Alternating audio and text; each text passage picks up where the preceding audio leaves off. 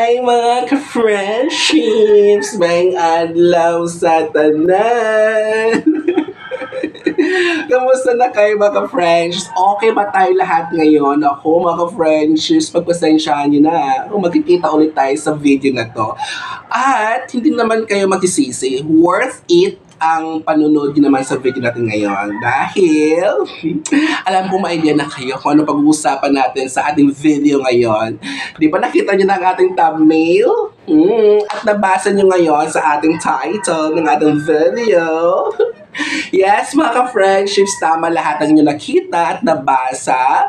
So, pag-uusapan natin ngayon ang revised questions ng isang division at gawa natin ng isang pangmalakasang sagot. Di ba mga friends? Sabi ko sa inyo, worth it ang inyong time, ang inyong oras sa panunod ng ating video ngayon. Kaya, hiling ng lola ninyo, nako, baka naman, huwag niyong skip ang ating mga ads na dumadaan dyan sa ating video.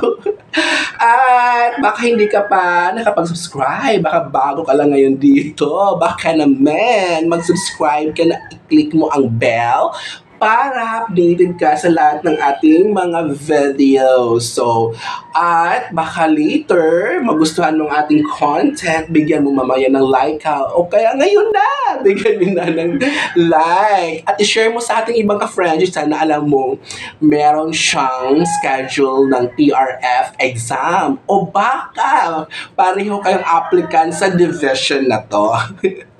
Alam mo na ba kung saan ang division or saang division ito, yung TRF na mga friendships? Alam niyo ba to? Nasa title, nasa thumbnail. Division of City in the Sky. Saang division ba yan? So, alamin niyo mga friends, so, i-research niya lang sa internet. I-search niyo dyan. Nandiyan naman si friend Google natin. Lugar. Saang lugar or province ang City in the Sky? So, doon to galing mga ka-friendships, no? At i-shoutout muna pala natin ang ating ka-friendship na sender ng ating TRF, mga ka-friendships. So, siya si Ma'am Blank. Huwag natin banggit ang pangalan niya. So, shoutout sa iyo, Ma'am, ha. Thank you sa paghatid ng revised questions ng division ninyo. Paparating pa lang ang TRF exam daw nila. So, para maka-ready, at so nahingi siya ng tulong natin. So, gawa natin ng pangmalakasang sagot na hindi kayo magsisisi. So, mga friends, today is June 14 at Friday ngayon. So, kailangan natin magsipag mga friendships. Gawa tayo ng maraming videos para makatulong naman tayo sa inyo. Kasi lalo na kung mga TRF questions, nako, kung mayroon kang alam na TRF questions ninyo, isend mo yan sa ating FB page sa Jinggula-Gula TV para magawa natin ng pang Miss Universe na sagot.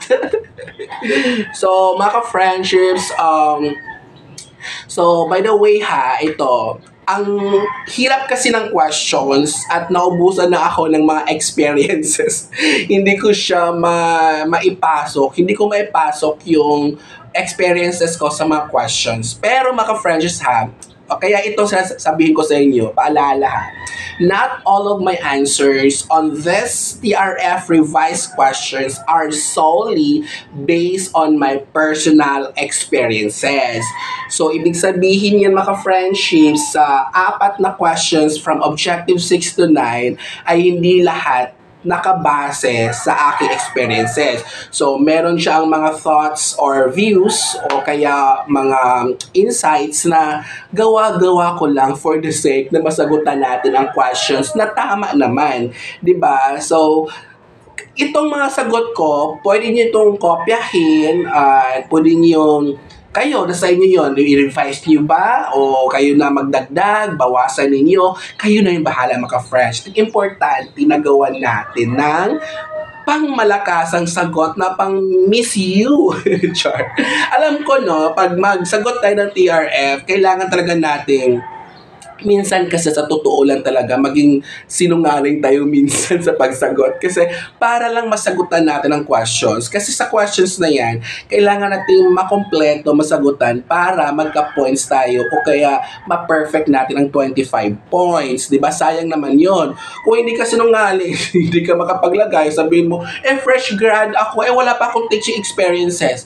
So, paano ka maka-points niya? Sayang naman si 25, diba? So, minsan, magsinungaling tayo.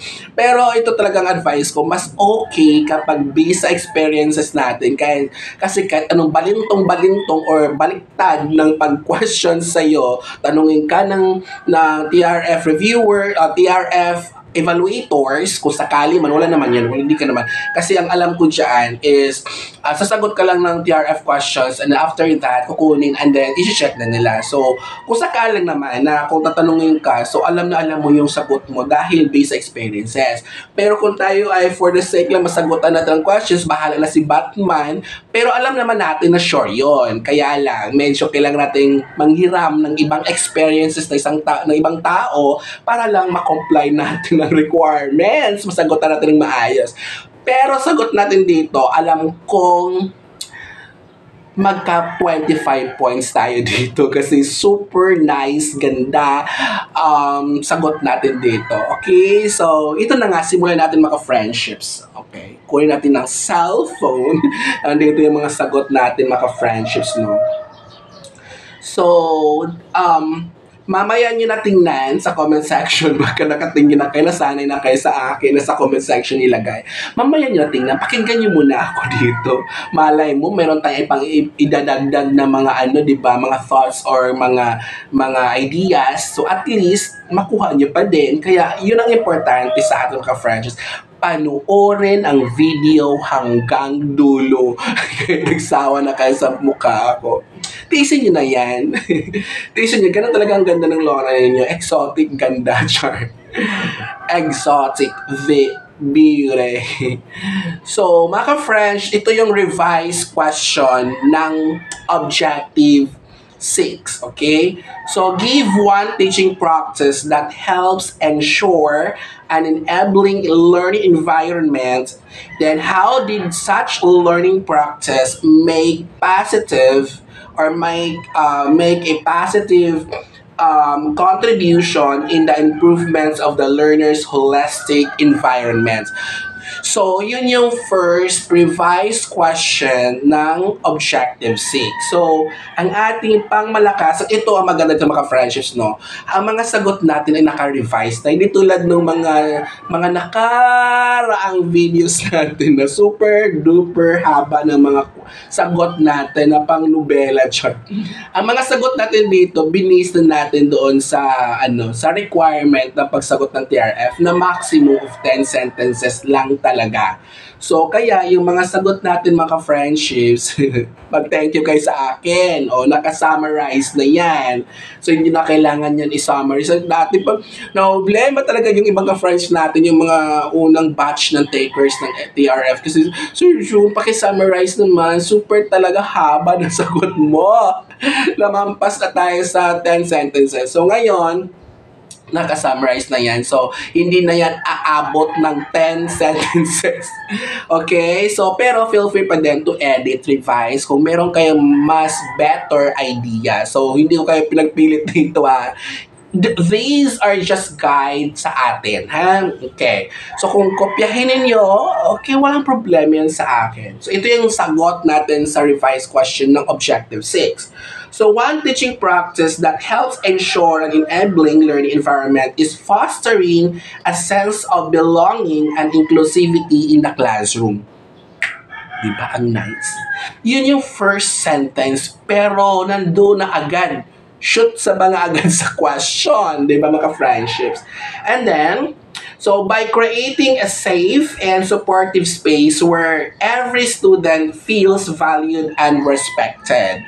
And then, learners are more likely to engage actively in the learning process.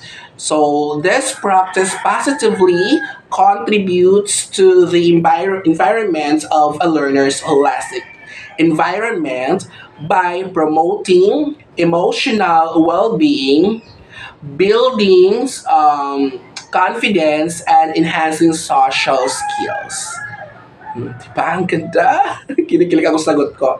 So, students are more motivated to participate, collaborate, and take risks in their learning when they feel a sense of belonging and inclusivity. Diba? Oh, shoot na ba nga? Ang ganda ng sagot mga ka-friendships. Talagang natuwa ako sa sarili kung nasagutan ko ng tama talaga. As in, ganda ng sagot natin dito. Okay, proceed na tayo agad sa revised question sa Objective 7.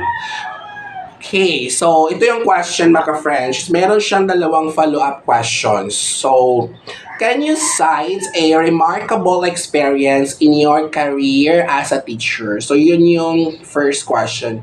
Follow-up question, how was that situation able to enhance your personal and professional perspective as a teacher? And then, what was your important learning? Okay? So, yung sagot natin dito mga ka-friends is maikli lang din. Hindi ko na kayo pahirapan pang mag-summarize.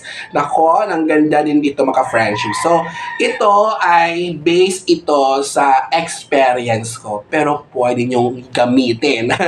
Pwede nyong gamitin. Huwag kayong magkaalala. Atin-atin lang to dyan. So, ngayon, mga friendships, a remarkable experience in my teaching career was when I implemented a project-based learning approach that allowed students to explore real-world issues and develop solutions collaboratively. Narinig nyo yun? Real-world issues. Di ba? Ang ganda. Kailangan mo talagang gumamit ng mga kakaibang or mga bago sa pandinig sa mga tao para mapansin ka nila, oh, wait, bago to wait, kakaiba to Kailangan mong magpapansin. Kailangan natin magpapapansin sa mga COP observers, sa mga PRF evaluators or checkers para mas, ito kakaiba tong applicant na to. I-separate na yan, dito na yan. Bet ko yan. Akin na yan, di ba? Kasi ang mga checkers, kasi mga first evaluators, mga observers, ay mga principal. Malay mo, sabihin sabihin niya sa SDS kasi ang SDS kasi ang may appointing authority. Yes, siya yung sabihin niya, pwede bang akin na lang yan, sa school ko na lang yan, teacher na yan. Kakaiba, gusto ko magamit yung unique skills niya, di ba? Palay mo, ba't siyang bahan maka-friendships? Okay. So, this situation enhanced my personal and professional perspective as a teacher by highlighting the importance of student-centered learning. So, critical thinking and collaboration. So, I learned the value of empowering students to take ownership of their learning and fostering a supportive learning community where creativity and innovation thrive. Okay? Yun. So, diretso na tayo sa revised questions sa Objective 8. Okay? Ito yung question, mga friendship. Wala siyang follow-up question. Nag-iisang question lang siya. Okay. Tell me about a time or situation when your integrity, trustworthiness was challenged. Meron siyang follow-up isang question. Okay. How did you respond? Actually, ito yung sabi ko kayo na sa natin, bago tayo nagsimula sa sagot natin, sabi ko, not all of my answers are solely based on my personal experiences. Ibig sabihin, may iba ditong nang hiram tayo ng ibang experiences para masagot natin ng maayos. Kailangan mo kasi sagutan, hindi pwedeng skip mo yan. I don't like the question, pwedeng skip. No, walang ganon, te. Walang ganon mga ka-friendships. Kailangan natin kompletuhin masagot ng maayos. Okay? So, hiram tayo dito ng experience para mabuo natin ang thought natin sa Objective 8. Okay? So, ito. So, may answer here, pero nako, Pak na pak, pang miss you ang sagot natin. Ang ganda. O ang makaikli din ang sagot natin na wala talagang ano. As in, lahat, bawat word, bawat sentence ay importante. Ang ganda talaga mga friends. Kinikilig ko sa mga answer ko mga friends. So, ito yung sagot natin. My integrity and trustworthiness were challenged when a colleague accused me of taking credit for their idea during team building or meeting. Yan. Okay. So, parang mga faculty meeting, ganun mga friends. Kayo na magbago, ganun. Faculty meeting o kaya may sports tapos mayroon kayong team, nagmi-meeting kayo, nag-uusap kayo kaya research, nagkanda kayo ng action research, tapos team kayo, mayroong kayong mga apat kayo gano'n, tapos nagmi-meeting kayo, pwedeng ganun mga example, kayo na ang mag-revise, magbago ha. So, I responded by calmly addressing the situation privately with my colleague. So, providing evidence of my contributions and seeking a resolution through open communication and collaboration. So, by maintaining transparency and professionalism, I was able to resolve the misunderstanding and rebuild trust in working relationships. So, kumbaga, maka-friendships, parang ginamit natin dito yung mayroon kayong kung sakali man na action research tapos 4, 5 kayo and then parang na-accuse ka for walang naitulong, walang na-contribute na doon sa research niyo. So pinagmarites ka, 'di ba? May nagmarites sa iyo, na ganito ganun si blah blah blah, walang naitulong si Juan de la Cruz, 'di ba? So ngayon, you're still calm, mahinahon, nandun pa yung professionalism natin, nakipag-usap tayo ng maayos, para maayos yung misunderstanding. Kasi baka naman yung nagmarites ay nagselos sa'yo, kaya nainggit sa'yo, super dami mo nang na-contribute, di ba, mga friendships, ganun yun. So, pag ganun, kailangan natin ayusin ang problema. So, naayos naman ng maayos. Okay? So, dito tayo sa last question, mga friendships. Revised question sa objective 9. Alright, so when you have been made aware of or have discovered for yourself a problem in your work performance, what was the course of action? And can you give an example? Okay. So, mga friendships, ang sagot natin dito is, when I discovered a problem in my work performance, such as missing deadlines due to poor time management. Pero ako mga friendships hindi sa akin to. Kasi talagang always ako on time at minsan mga nauuna bago pa yung deadline. Never pa akong na-late mag-submit ng mga dapat ipasang school forms, ganon. Hindi ako problema sa pag-manage ng oras ko. So, itong sagot natin sa Objective 9 ay kumbaga gumamit tayo ng ibang mga mga alibis or sagot na pwedeng ilagay dito. Pero ang ganda ng isagot natin dito, huwag tayong magsagot dito ng putsi-putsi lang, putsi-putsi lang mga friendships na basta lang masagutan for compliance. No. Kailangan pa din natin mag-isip ng maganda na sasagot doon, matuhog natin yung question. Kaya yung sagot natin dito ay walang problema. Safe tayo at pack na pack. Baka 25 points tayo dito. Alright, so next ay such as missing deadlines due to poor time management. So I took immediate action to address the issue. So I reflected on the root causes of the problem. So sought feedback from colleagues and supervisors, and develop a time management plan to improve my productivity. So for example, I started using a task management tool to prioritize and track my deadlines more effectively.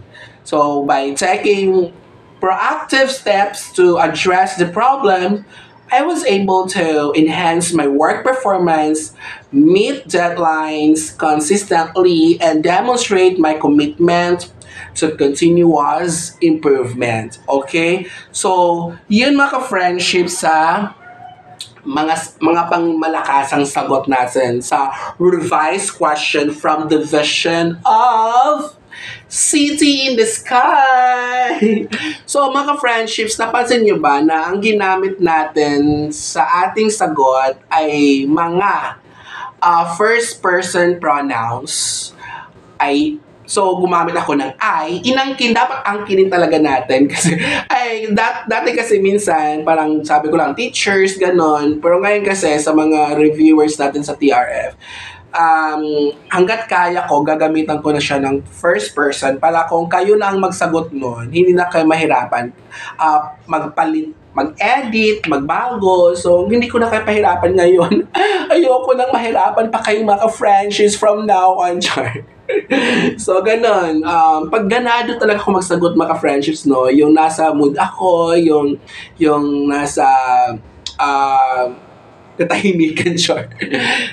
Kasi minsan kasi mga friendships, merong mga time talagang malungkot, may time tayong masaya, pero nung nagsagot ako ng mga TRF questions na yan, nasa moment ako ng kaligayahan, sure. So, ang ganda ng sagot natin. So, sana makatulong. Alam ko makatulong talaga yan. And good luck sa mga TRF takers sa division na to. Okay. Yung mga hindi naman taga dito na division, so, ang gawin nyo, itong questions na to ay magiging reviewers ninyo. Kasi pwede namang maka-friendships, baka malay mo, di ba, magiging questions din ito ng division ninyo. O malay mo, at least na-advance ka na, na-inform ka na, ay, na-encounter ko to, ay, na-review ko to sa, sa video ni Surgeon Gulash. So, thank you mga friendships ha, sa pagsama sa akin, sa video natin hanggang dulo, at sana, huwag kayo magsawa sa pagmumukha ko. Thank you, and huwag kalimutan, gigugmaw kamutanan, and see you sa ating next video!